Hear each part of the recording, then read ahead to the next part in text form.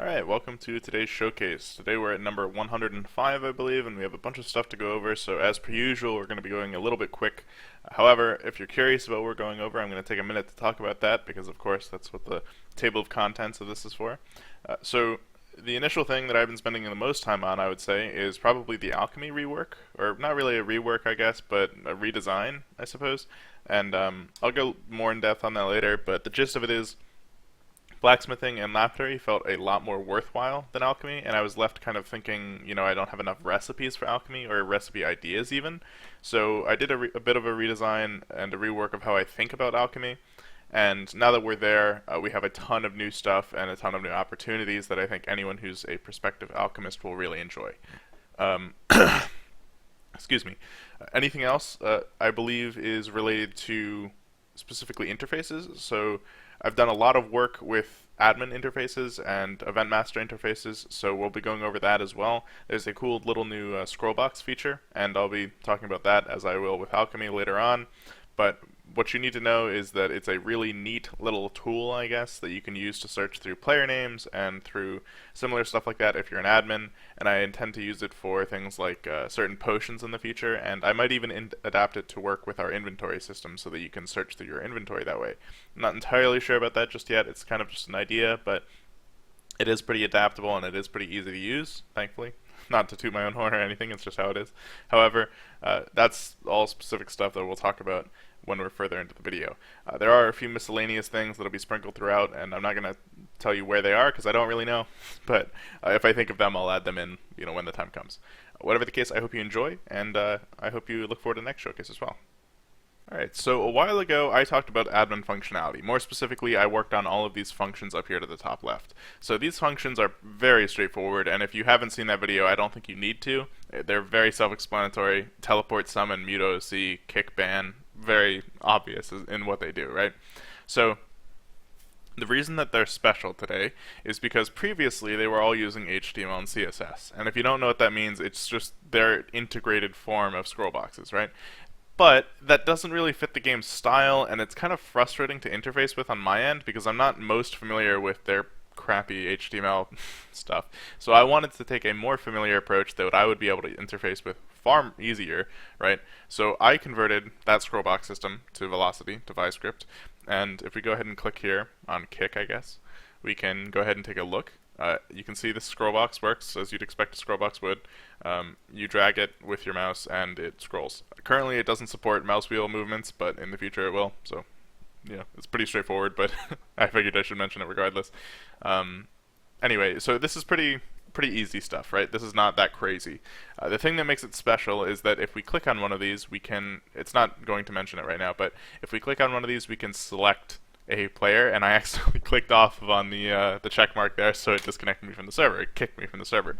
So you might have a couple questions there, right? First of all, great work, Rumi. It works. Thank you. I appreciate that. Secondly, that wasn't a question. And thirdly, well, why does it say my name 100 times, right? That doesn't really make sense. So I'm going to go ahead and explain that as you see it pops in. But anyway, the reason it's looping, and this isn't just having 100 Rumis in here, the reason it's looping and wrapping from end to end is because I devised a system so even if there are less names than the number of elements we have, it will wrap around and loop. So what it's doing here is just displaying my name a million times because I'm the only one online.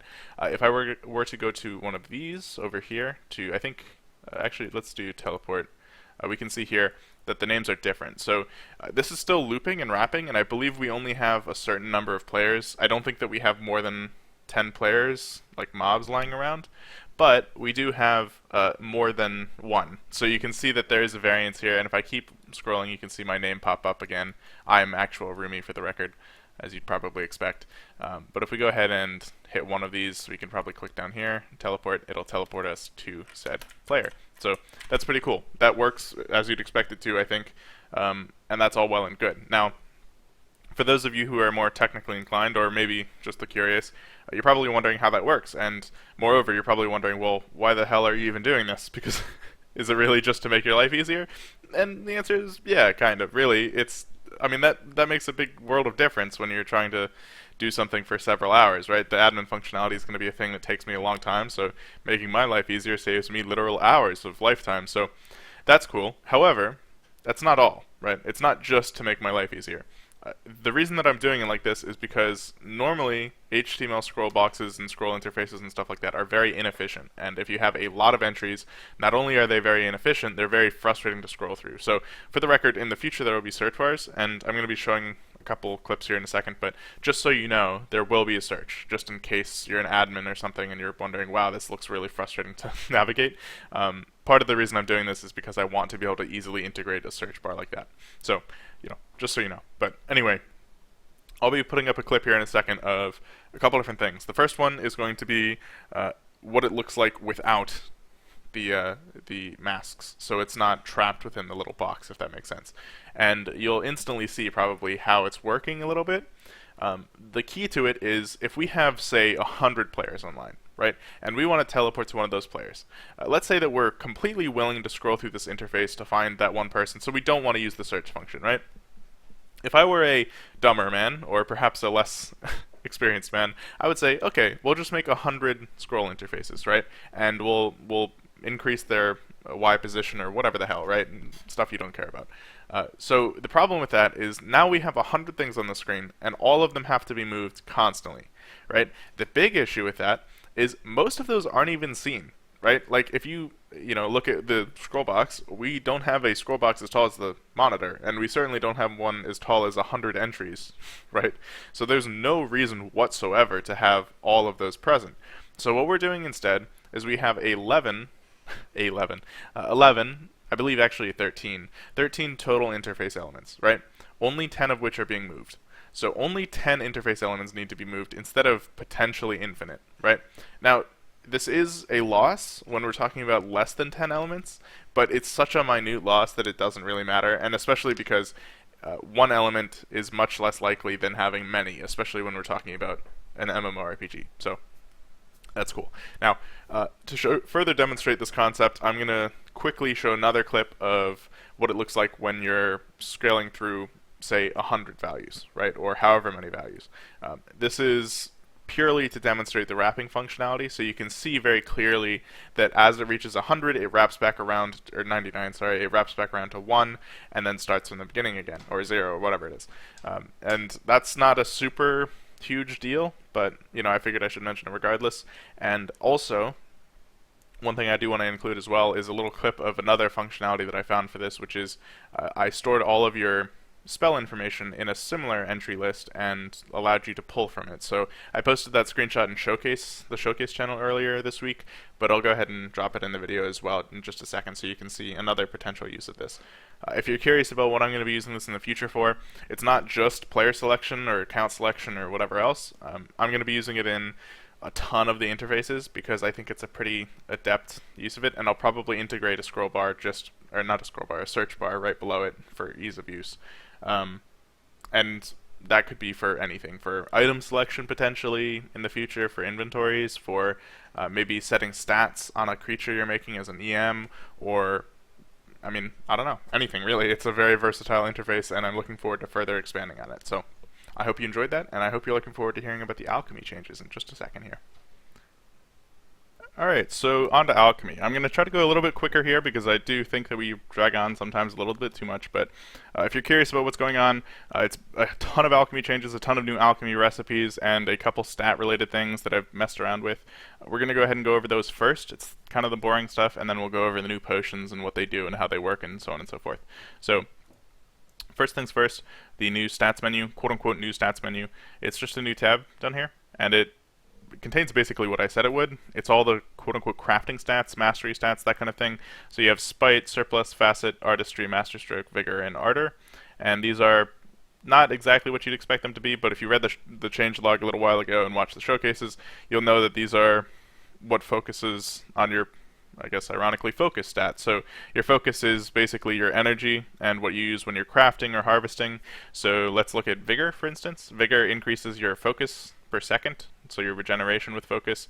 Ardor reduces focus costs. Artistry increases all of your crafted items stats across the board by 1% per point. So this is just a menu to go in depth on that and show you exactly what's going into your crafting and your harvesting. So if you're curious about that, this is where you'd look.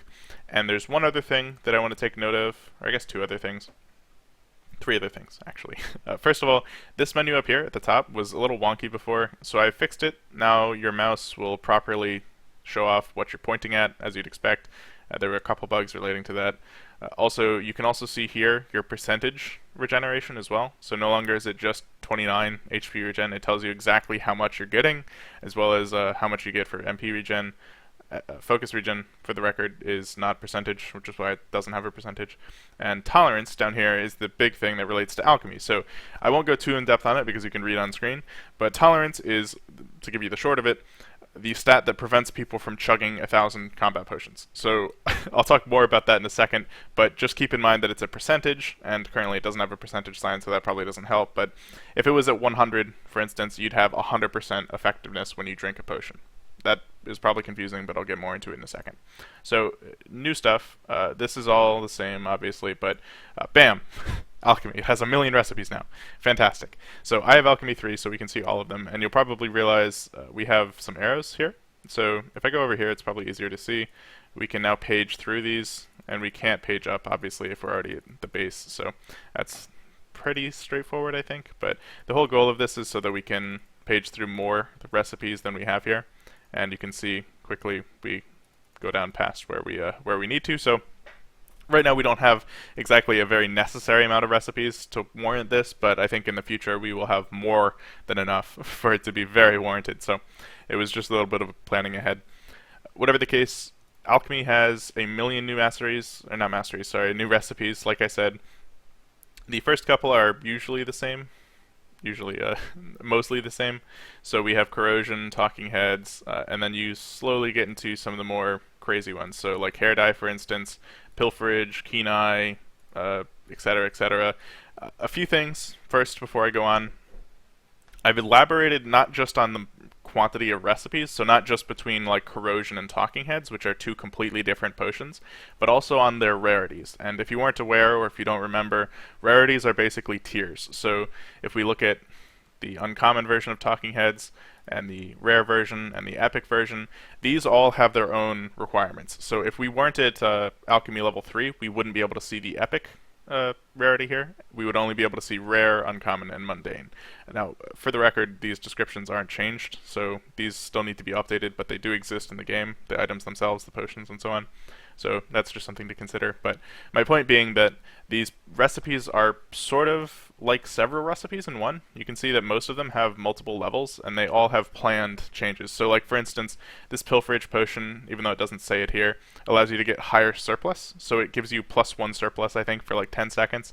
If we look up at uncommon and rare, these will give you more surplus for longer. That's basically as simple as it gets, but later on that could obviously grow into something more advanced, like for instance down here, color drops.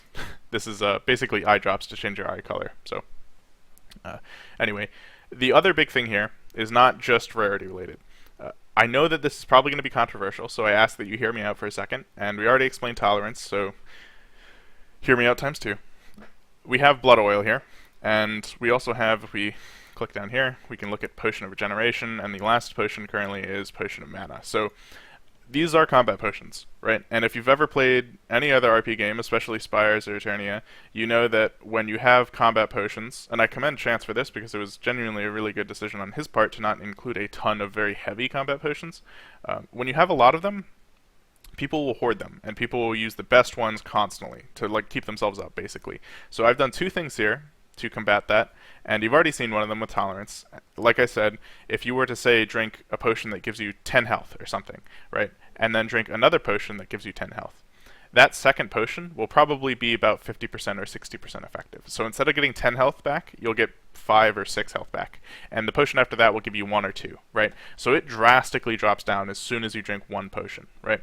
So if you were to say get a Potion of Regeneration and you go up here to rare, and the ingredients of course would be much more expensive than a mundane potion, and you use this potion, and then you make a second and use that one, it's a huge waste, because you're wasting a huge amount of effectiveness on that tolerance loss. The whole goal with that is, of course, to prevent people from stacking up a million potions. You can obviously stock up 10 potions if you want, but you can't use every single one of them on one fight without everything after the second being just completely tanked in value. In the future, this might change for alchemists. We might have a mastery that lets them reduce tolerance loss, because that's fair, right? A blacksmith should be allowed to wear their best gear, same for a lapidarist, and it's fair for an alchemist to be able to use their best potions a little bit more effectively. But for most people, that's going to be the case.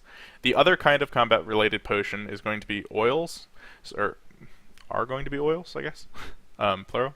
So oils are a little peculiar, but basically, if you have a weapon, right, or if you've ever paid attention to an RPG, an oil is something that you rub on like a sword or an axe or basically a blade. In Verdict, an oil can be applied to any weapon, so a staff, tome, wand, etc. included, and an oil is something that lasts permanently, so it just adds to that weapon stats, right?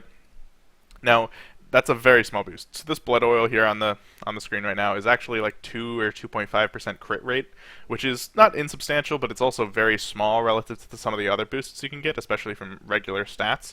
So it's not something huge, and also you can't use more than one oil at a time. So we also have another oil down here called Shifty Oil, and this gives you plus dodge rate. And if you were to say take a staff and apply blood oil, so it gets plus crit, and then you applied Shifty Oil on top of that, it would lose its crit rate that it got from blood oil, but gain the dodge rate.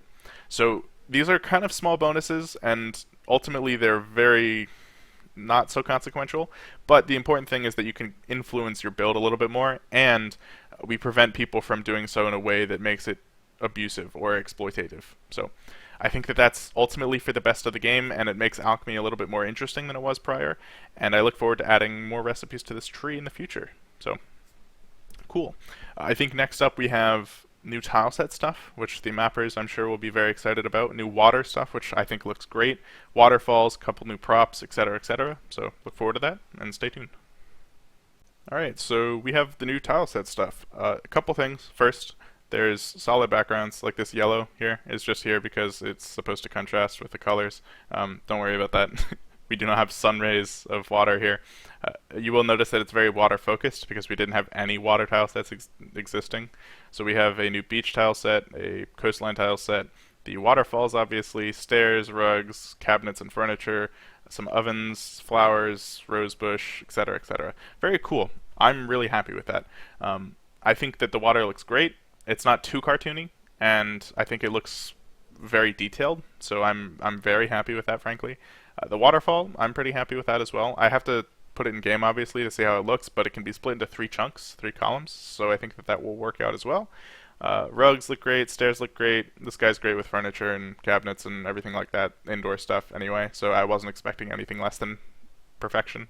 Not to say that I would have been disappointed, I just, this guy's great at what he does, so I was really anticipating something great, and I got it, and it looks fantastic. I just felt like I should share that with you guys because I got it while I was filming the last clip of this showcase, and I could have taken the time a week to import it and then shown you it, but I was a little too giddy to do that. So the only thing we're missing really right now is a Mountainous Tile Set, and we already do have this Ridge Tile Set here, but it's only for 1 layer, so we just need to have that expanded into a 3x3, and as soon as that's done, I think that we have basically every single thing we could ask for with this map tile set, at least for right now.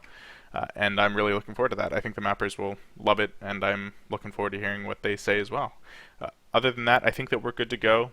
I don't think we have anything else. I was initially going to put a different segment in here relating to stats and a couple other things, but, that's not really the fun stuff. It never really is. And I can always just do that next showcase as well, after I do the imports of this stuff, which is more visually exciting anyway. So I think that's great. I feel like you guys will probably enjoy this. I know you guys like the visual stuff, so I hope you enjoy, and I hope you have a good week, and I hope you look forward to the next showcase. Have a good day.